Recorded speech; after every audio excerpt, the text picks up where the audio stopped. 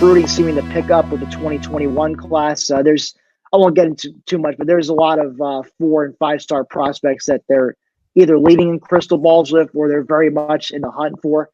So we can do that for another show.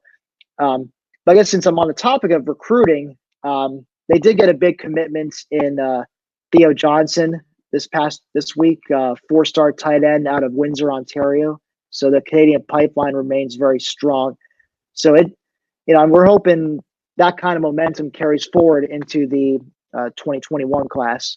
Yeah, so we need to have you on after National Signing Day. We're only 5 days away from December 18th. Your thoughts about the current class, just in general. You can be as specific or as general as you want to be. Obviously, this wasn't going to be a recruiting discussion necessarily, but certainly I would like to get your thoughts on where you stand, who some of those key leans are right now. They could be breaking one way or the other, and how the class shapes up for the next week. Well, at this point, there's not going to be any. The only movement you may see are just decommitments, which they had a couple of 3-star kids decommit in the past week. More recently, Devin Willick, offensive tackle, decommitted last night.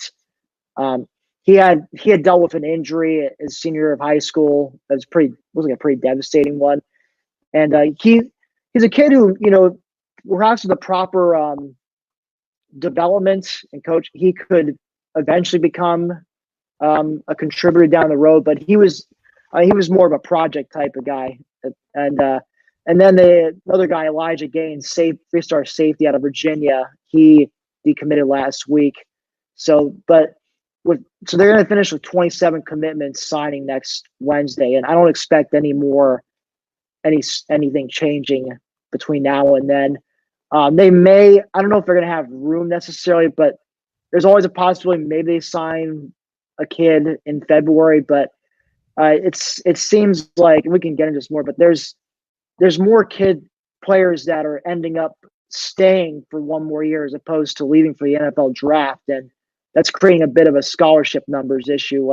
Actually, a good scholarship numbers problem to have, by the way, better than having mass number of people leaving for the draft or hitting the transfer portal like we had a year ago.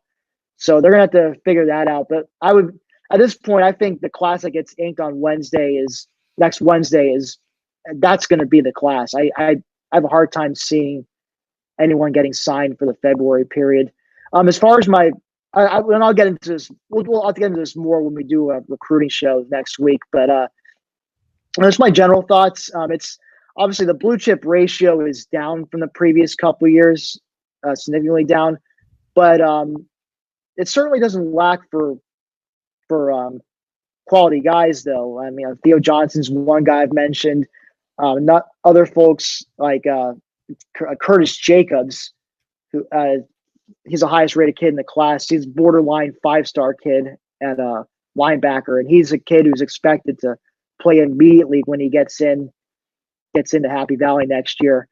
Also, Keandre Lambert and Parker Washington are a couple of 4-star receivers I'm really excited about. I know, as mentioned, losing Julian Fleming will never not hurt, but I think both those kids can be studs down the line, or they can even be immediate impact guys next year, especially if KJ Hamler goes and the team's trying to look for somebody to step up. Just a couple names to keep in mind. The running back room's continues to be loaded with 4-stars Kevon Lee and Keziah Holmes out of Florida coming in.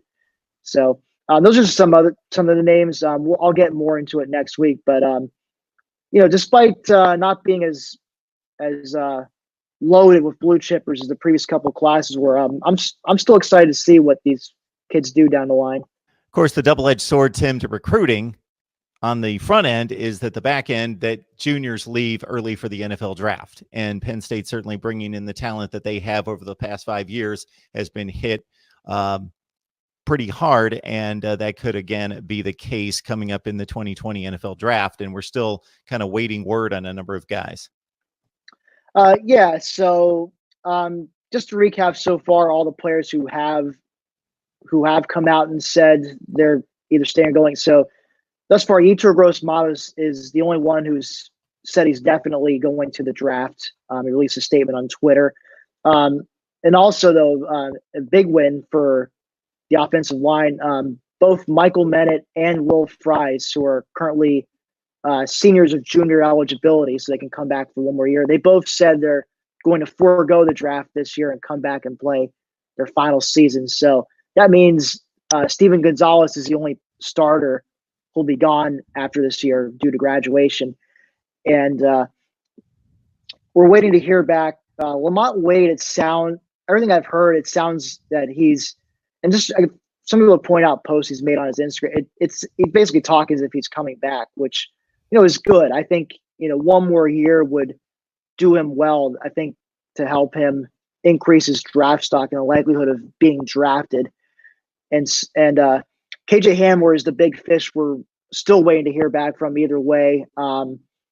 It sounds as if he's still probably likely to go, but it's less likely than it was, say, a month ago. So that's something to keep an eye on. Shaka Tony, defensive end, who opposite of Gross Matos, we still have yet to hear from him. Tariq Castro Fields, we also have yet to hear from. So those are the three that we're really still waiting to hear from at this point. So, and that's going to create a bit of a numbers issue too with the 27 commits coming in. I think James Franklin's staff took so many commits thinking that there would be a lot of people jumping to the draft or hitting the transfer portal, and that thus far it doesn't seem to be the case. So, like I said before, it's a good numbers problem to have as opposed to the opposite with, guys leaving for the draft and hitting the portal and, lowering your scholarship numbers significantly. Yeah, you certainly had to live that between 2011 and about 2015. Mark Rogers TV, the voice of college football, breaking down Penn State. We do it on a regular basis with Tim Aiden from SB Nation's Black Shoe Diaries. He's done yeoman's work here. The Cotton Bowl, recruiting, coaching changes, NFL draft. And certainly, Tim, we would love to have you back to wrap up that 2020 National Signing Day class. Oh, certainly. Look forward to it.